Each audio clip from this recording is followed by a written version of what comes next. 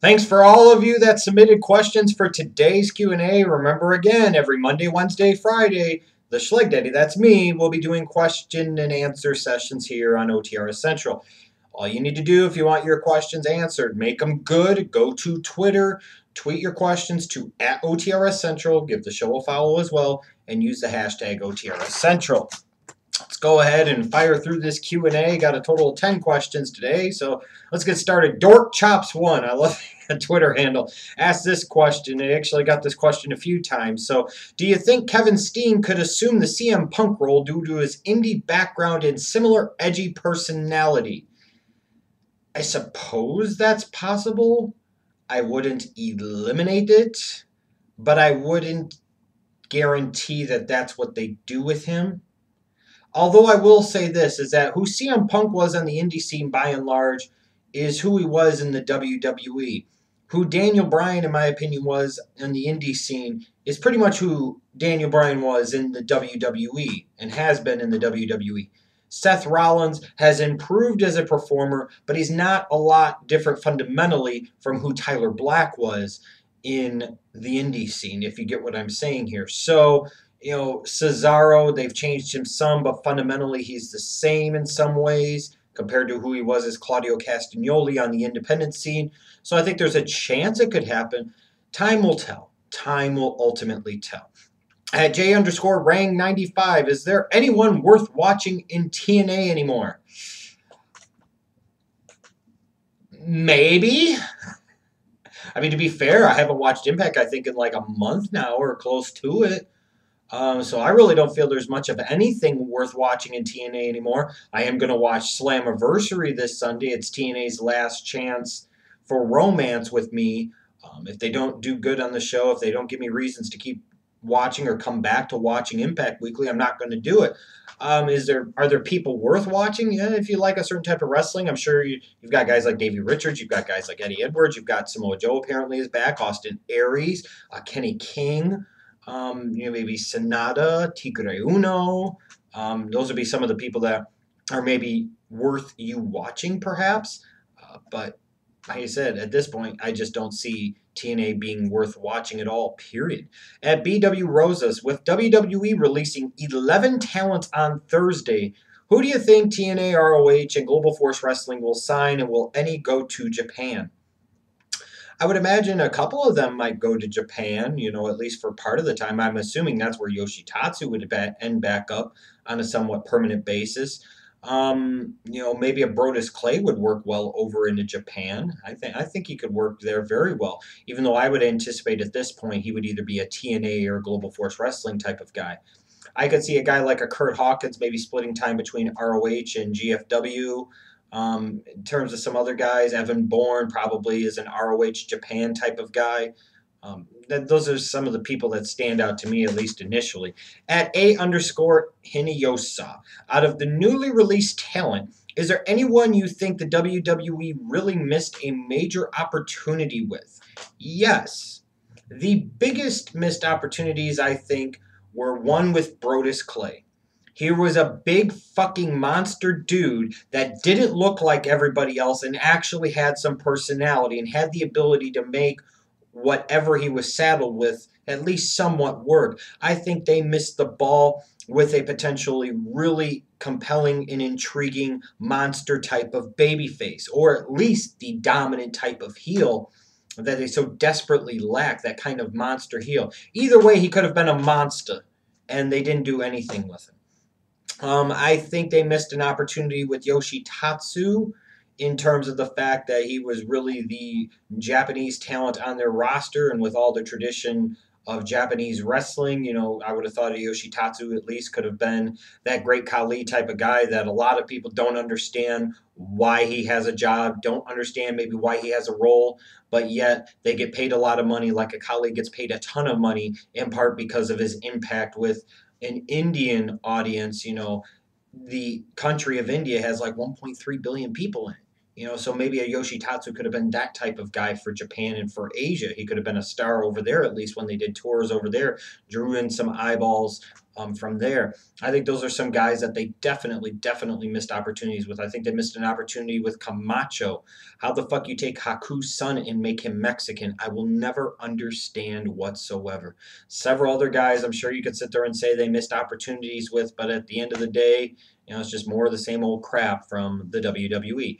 At the Den Sidron asks, hey, Schleg Daddy, walk me through a night alone with Serena Williams.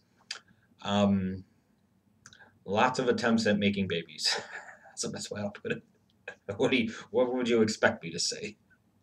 At Jared Simmons, how do I get there? Doesn't matter. Just go straight for it. At Jared Simmons, who had the better band, WWE's 3MB or WCW's 3 Count? Oh, I think 3 Count all the way, baby. Hell yeah. I think 3 Count was better. At WashCash81, do you think it's stupid the WWE champion has to carry around 2 belts? Oh, absolutely. I think this is done in part for a couple of reasons. One, there wasn't any long-term designs of actually merging the 2 belts together. It was just something that was ultimately decided. Number two, for merchandising purposes, they don't want to get rid of the World Heavyweight Championship, and they also don't want to get away from the newer WWE Championship belt. So they have those 2 belts there. That way they can sell them both in terms of from a merchandise standpoint, which again is a very big part of what the WWE does from a business perspective. And don't kid yourself. It's a primary reason why John Cena, after all these years, is still pushed and pounded down our throats as the top guy, because he sells far more merchandise than anybody else in the company. And merchandise is a huge deal to the WWE.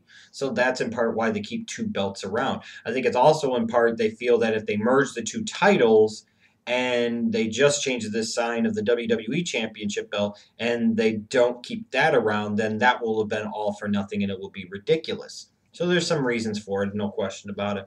At Rob Dollar 32, why didn't you think Icky Woods was good enough to be on your top 5 Cincinnati Bengals players of all time list? For those of you that don't know what he's talking about, on my other YouTube channel, Schleg Daddy TV, where I talk about football and I talk about sports-related topics and I talk about politics, which may be an interest to some of you. What does a Schleg Daddy think about other things that don't pertain to professional wrestling? During the month of June, I'm doing both a Stupid America series that you could check out, and then also doing a series about the top 5 greatest players in each NFL organization's history. As far as your question, Rod Dollar 32, why is Icky Woods not on the list? Why would Icky Woods be on the list? You're talking about a guy who, in effect, had 1 real season in 1988, and that was it. 1 season. 1 season. In no way, shape, or form is he anywhere close to sniffing the 5 greatest list for any team, let alone even the Cincinnati Bengals. Period. Not enough production. 1 year is not enough. A Nicky Shuffle is not enough, I assure you. At Dexter C73, is it time for Vince McMahon to finally step down? It's probably been time for several years now.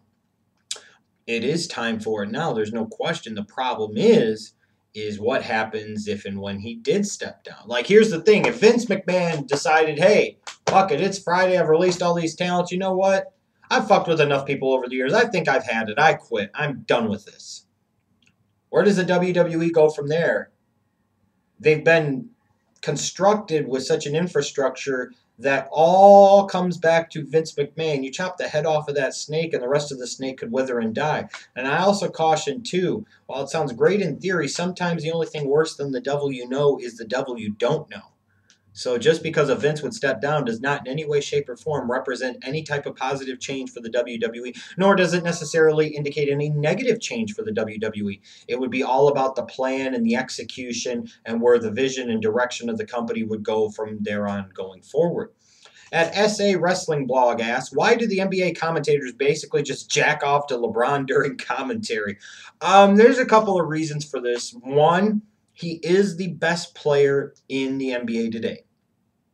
I don't question that. I think other than the most ardent of Kobe lovers, I don't think anybody else argues that too either, that he is the best and definitely the best all-around basketball player in the league today.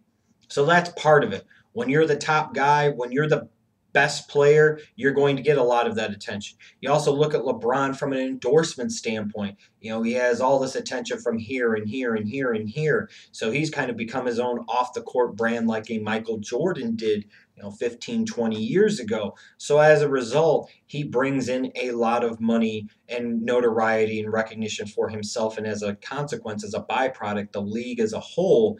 So again, you're going to want to talk positive about that guy because he means a lot to your league and he brings a lot of good things to your league.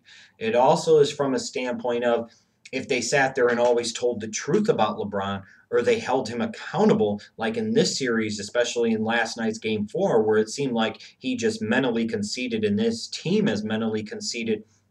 It's not good for business to knock the top guy. You see this treatment very much with the NFL and how they protect Peyton Manning.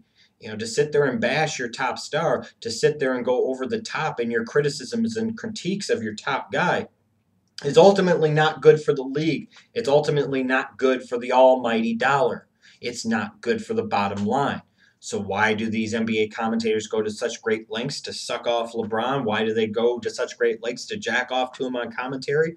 Because there's an agenda there. There's also the reality that he is the best player in the league. He's on a team that has made the finals now 4 straight years, has won 2 straight NBA championships. So there's some pedigree there. There's some accomplishment there to somewhat justify it, but there is also that ulterior motive and that, secret agenda. And there's no question about that. It's the same stuff that would happen when Jordan was at the top. They sat there and the media protected him a lot because you knew he was the one delivering the goods. He was bringing home the bacon, and to go out of your way to trash him or make him look like anything other than God's gift of basketball would ultimately not be good for the basketball industry, would not be good for the basketball business. It wouldn't be good for the NBA's business, meaning not good for the NBA's bank account. It's that simple. It is that simple. And then at Blockbuster Alex asks a question to close out today's Q&A. He wants to know, why doesn't the WWE use massive TV time like Raw, Main Event, and SmackDown for building some mid-card storylines?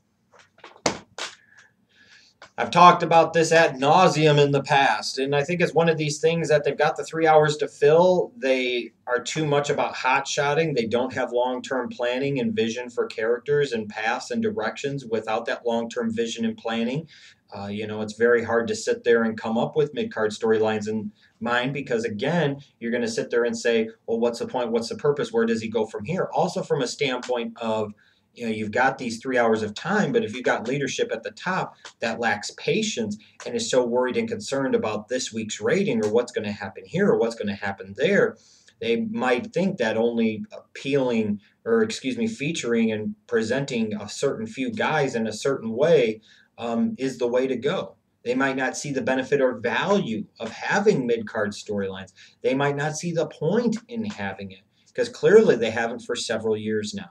It's frustrating as hell, I know. Believe me, I talk about it all the time, but it doesn't seem like it's anything that's going to change anytime soon. It's that old standard formula of you've got 3 feuds in the WWE, everything else pretty much is pointless filler crap. So thanks again to all of you that submitted your questions for this Q&A. Make sure you subscribe to this channel somewhere down there. I think there's a subscribe thing if you haven't done so already. Every Monday, Wednesday, Friday, you'll get Q&As from me, the Schleg Daddy, here on OTRSCentral. You want your questions answered? Go to Twitter, tweet your questions to @OTRSCentral using the hashtag OTRSCentral. See you Monday for another Q&A. Make sure you tune in throughout this weekend for other great content pertaining to professional wrestling and the happenings and goings on here on OTRS Central.